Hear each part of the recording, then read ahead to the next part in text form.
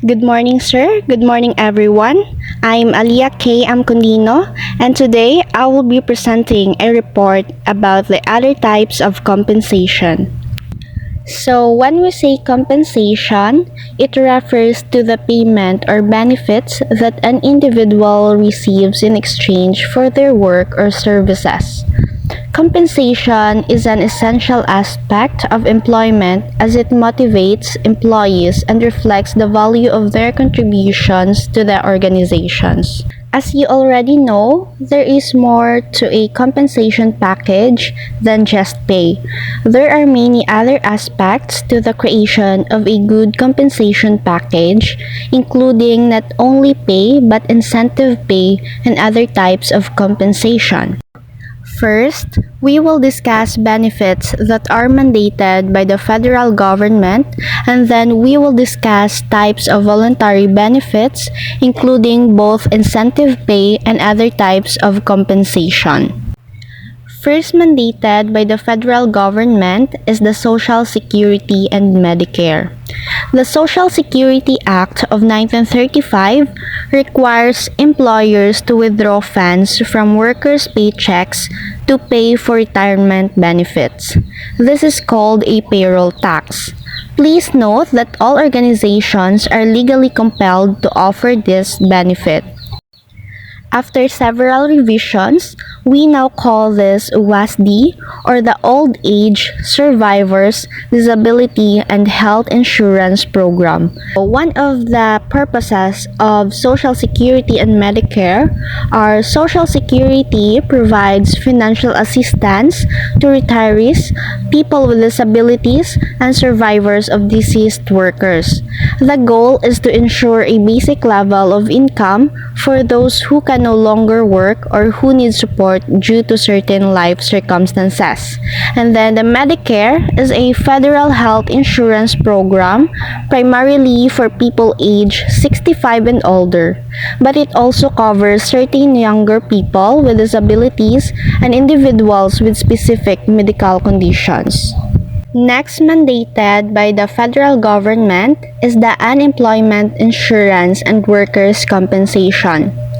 Unemployment insurance is required under the Social Security Act of 1935 and is also called the Federal Unemployment Tax Act, or FUTA. This program's goals include providing some lost income for employees during involuntary unemployment, helping workers find a new job, incentivizing employers to continue employment, and developing worker skills if they are laid off. The majority of this plan is funded by employers' payroll taxes, which account for. With this benefit, employees receive unemployment benefits and/or job training when they are laid off or let go from a current job. However, employees would be ineligible to receive these benefits if they quit their job, as it must be involuntary.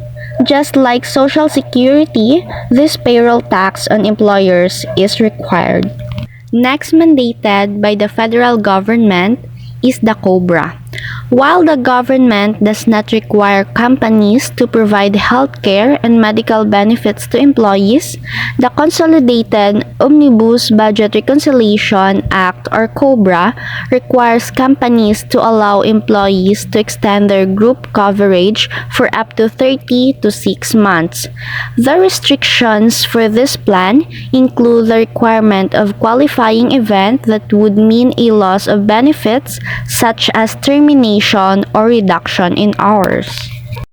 So, if you lose your job or work fewer hours, COBRA, or the Consolidated Omnibus Budget Reconciliation Act, lets you keep your health insurance for up to 36 months. We have there an example. If an employee works 40 hours a week with medical insurance, but the schedule is reduced to 20 hours, no longer qualifying him or her for benefits, and COBRA would be an option. And one of the mandated is the incentive-based systems. So when we say incentive-based systems, it is a compensation structure designed to motivate and reward employees for achieving specific goals or performance targets. Unlike a standard salary or hourly wage, which provides fixed compensation, incentive pay is linked directly to an individual's, team's, or company's success in meeting predefined objectives. And as we discussed earlier, there are several types of incentive-based systems that can be tied directly to business objectives and the employee's ability to help the company meet those objectives. They include commissions, bonuses, profit sharing, stock options, team pay, and merit pay. Number 1 is the commissions. Employees, especially salespeople, earn a percentage of their sales. Some plans offer a base salary plus commission, while others are straight commission, meaning income comes solely from sales beyond a minimum target. For example, many salespeople receive commissions from each item sold. Many commission incentive plans require employees to meet a minimum level of sales, who then are paid a commission on each sale beyond the minimum. A straight commission plan is one in which the employee receives no base pay and entire pay is based on meeting sales goals. Many plans, however, include a base pay and commission for each sale. Base pay is the guaranteed salary the employee earns. Number 2 is the bonuses. It is one-time payments for achieving company goals or completing projects. Spot bonuses are unexpected rewards for exceptional performance and can be non-monetary like gift cards or trips. 58% of World at Work members said that they provide spot bonuses to employees for special recognition above and beyond work performance. Number 3 is the profit sharing. Employees receive a share of the company's profits if the company does well. This motivates employees to work hard and support each other since everyone benefits with the company profits. For example, if a company makes a profit of $1 million, it might decide to share $100,000 of that with its employees. Each employee could receive a bonus based on their role, salary, or how long they've worked at the company. Number 4 is the stock options and employee stock ownership plans. Employees can buy company stock at a set price and benefit if the stock's value increases. This encourages them to work in the company's best interest. In some plans, employees are given stock as reward. Example, an employee in a Philippine company is given stock options to buy 1,000 shares at 50 pesos each. After a few years, the stock price rises to 100 pesos. The employee can now buy the shares at the original 50 pesos price and sell them at 100 pesos, making a profit of 50 pesos per share or 50,000 pesos in total, or 1,000 shares times 50 pesos profit per share. Number 5 is team pay. In smaller companies, groups can receive rewards if they meet collective goals like increasing sales by a certain percentage. This focuses on teamwork rather than individual achievements. For example, a sales team in a company is given a target to sell 500 units in a month.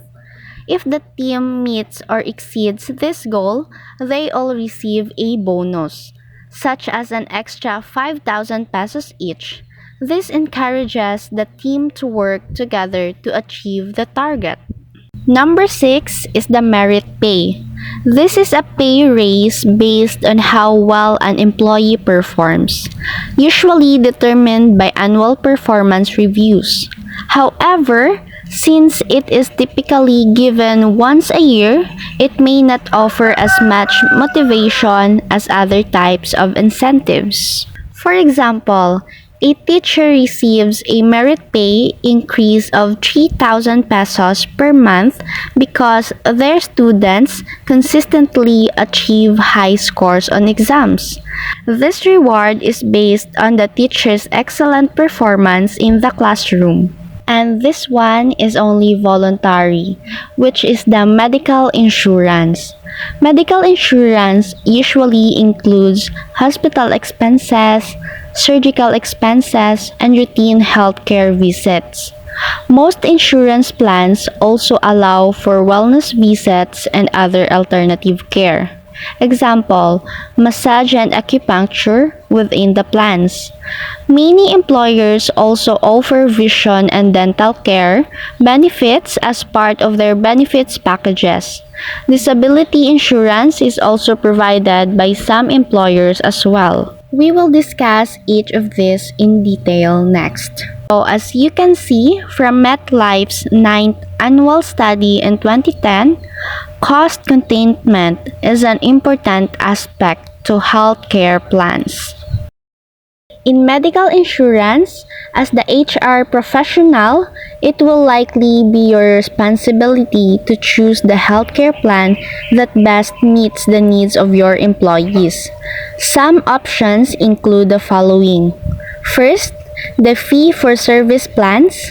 Second, health maintenance organizations or the HMOs. And then the third one is the preferred provider organization or the PPO. When we say fee-for-service plans, in this plan, you pay for medical costs yourself and then get reimbursed by your insurance up to a certain amount. For example, you visit a doctor and pay 2,000 pesos for the consultation. Under your fee-for-service plan, your insurance might cover 80% of the cost. You submit a claim and the insurance company reimburses you 1,600 pesos, leaving you to cover the remaining 400 pesos. This plan gives you the freedom to choose any doctor or hospital, but you may pay more out of pocket initially. Next is the Health Maintenance Organizations or HMOs. And HMOs generally offer more coverage but limit doctor choices. Employees may face extra costs for out-of-network visits. HMOs often cover most medical issues but require a small payment per visit and may have a deductible before full coverage kicks in. The last one is the Preferred Provider Organization or the PPO. This type of medical plan is similar to HMOs but allows employees to see a physician outside the network. They will likely still have to pay a deductible as mentioned above, but PPOs do allow employees more freedom to see specialists such as dermatologists. And also we have this one for voluntary, which is the 401k plans. A 401k plan is a plan set up by the organization in which employees directly deposit money from their paycheck. The funds are tax deferred for the employee until retirement. If an employee leaves the job, their 401k plan goes with them. As an extra incentive, many organizations offer to match what the employee puts into the plan. Usually, 401k plans are easy to administer. After the initial setup has occurred, if the employer is matching employee contributions, the expense of such a plan can be great, but it also increases employee retention. Some considerations when choosing a 401k plan are as follows. First, is the vendor trustworthy? Second, does the vendor allow employees to change their investments and accounts information online? Third, how much are the management fees? And also, we have this for voluntary, the paid time off. Paid time off, or PTO, refers to a type of leave policy that many employers offer, allowing employees to take time away from work while still receiving their regular salary. French companies, for example, are mandated by law to provide 5 weeks of paid vacation time to employees. In the United States, the number of days off provided is a major budget item worth considering. Here are the general types of time off. First, paid holidays. Second, sick leave. Third, paid vacation. Fourth, paid time off or PTO. And fifth, a final note on compensation and benefits strategy. And that's all for my report. Thank you.